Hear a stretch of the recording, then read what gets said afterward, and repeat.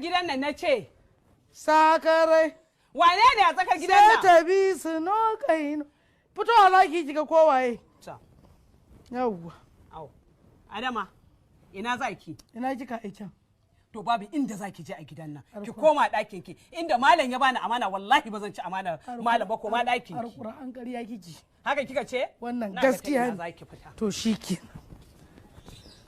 Ballaga za kike kowa? Duk sunan da ke kira ni ya hauni. Ba inda za ki je. Ba zan ci amanan malam ba. Babu inda za ki fita. Ci gaba da ɗaura zani. Wallahi ƙarya kiki. To, bismillah. Duk garin nan gatan ki da sai na fita. La. Bakin ce ba zan fita ba? To zo mu ji. Zo mu tafi wajen mu karisa biyo ni. Shege ka fasa ni da ke. Zo mu ji. Zo mu ji. Hello? SK ko? SK yomen ba. Don Allah da gaske kake, babanmu ne raba numban mu a masallaci. Wallahi da gaske, har ma da hotunan ku. Na shiga uku. Tukunna ma. Akwai mai kwanciyar hankali ma irin dan kauye? Yo akwai wanda iya sata dan iska irin ka, dan kauye, dan iska. Ha? Mu wannan na bunnan mu ne. Satar da ba duk satar dan kauye baya daukar rai. Ni ma nawa ne? Mutum ne na kashi. Mota uku ne suka tafi hanyar Lagos din na kare su. Inna lillahi wa inna ilaihi. Menene da laifi ne komi? A ba laifi. Gudun wai wata malama ce take ba da darasi ga mata a masallaci. Ta ce da su ya zama dole ga mace ta gari ta taimaka wa mijinta wajen raya sunna ƙarin aure. Don koyi da fiyayyen halitta.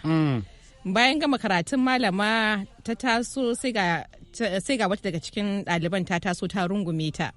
Ta ce Allah ya ƙara basira malama. Da na san haka ke da fahimta da ban ɓoye miki ba. Suna na Manahil. Shekara 4 kenan ina auren mijinki na kasa faɗa miki. Kawai sai malama ta zube a ƙasa. Aka ɗauke ta sai asibiti. Likita ya yi ƙoƙari ta farfaɗo.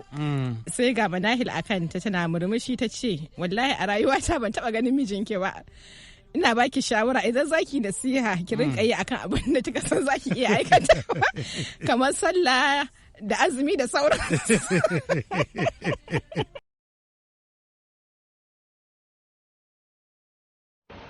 Daga nesa kamar gizuna na matso na ji shadda ce na taba na ji mugun ne a je ishirin kamar raya ne wanda ya kara cewa muna saka a baya ga sabuwar waka mu. Hello? Waye ne? Ba har yanzu baki sabin numba na ba. Waye ne? SK yomen ne. Ok, to sai aka yaya. A wai dama hoton ki ne da Allah nake so ki tura mu. Hoto na? Ka duba profile picture na mana. Amma profile picture ki hoton mota ne ba. Ka bude kofin zaka ganni a ciki.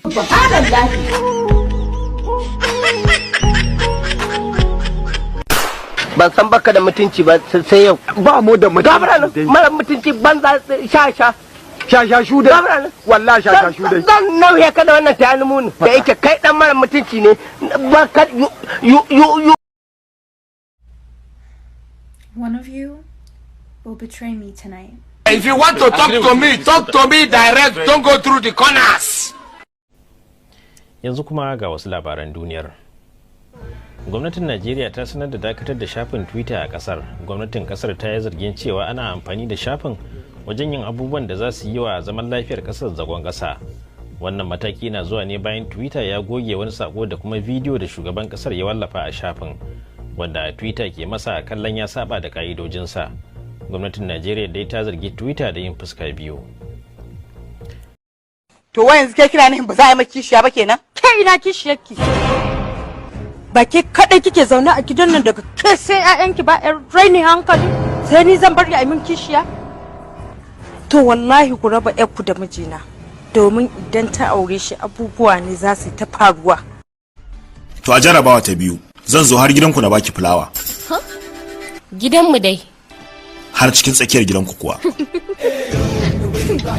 Hawa 4, falo 8, ɗakuna 20, masu gadi har mutum 200. Kuma kowannensu da bindiga ko wuka. Za ka shigo gidanmu ka bani fulawa ka ce kana so na iye? Shaka babu. Ba kuma shiga zan yi kamar barawo ba. Kofar gaba zan buge in shiga kamar jarumi. Zan buge masu gadon kamar damusa ɗaya bayan ɗaya. Za ka iya, dukan koma waye, amma kada kowa ya dake ka. Na yarda da sharadinki. Duk wanda ya samu ya iya duka na ko kuma digon jini na ya taba ƙasa. Na yarda cewa sanki yafi karfi na. Za mu gani. Zaki gani. Jiya kin kalli shirin wasa.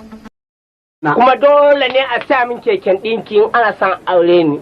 Daya. Ka ɗauka. Na ɗauka.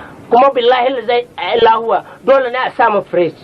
Saboda ɗaura ƙanƙara da zoɓo. Haka ne ai sana'a ce. An rike wannan ko? An rike. Kuma billahi lazi wallahi tallahi dole ne gidana a sa min TV da bidiyo. Babu matsala. Dan ba zan je ɗakin wata kallo ba wallahi tallahi.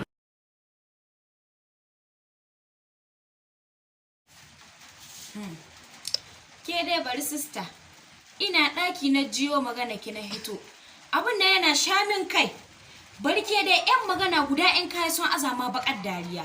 Haka ranar na hita, na ta wurin mai shago wai na ce muttala ya azamin bakar jaraba, wai shi bai ma gane ni an muttala ba, ya ko tara min jama'a wai bai gane muttala ba. Daga nan na garzaya, ai sai na yi wurin mai kayan miya, ina zuwa na ce malam ban miya guro, wai mi an miya guro. Miya suka azamin dariya wai ke wallahi bari ina daki na jiyo magana ki nace dole a hito in hito a tura miki zancen nan nima yana bakanta min rai ban ga dalilin da zai sa su tsaya su rika yi mutane wani iskanci ba na ga dai Hausa ga tamu ita Hausa kwarai ko kakawar ga Hausa ga tamu ita Hausa kwarai su daga kara sun ka aro Hausa su ke wallahi barke abun nan yana bakanta min rai barke dai sister dole nace ai miki bidiyo in tura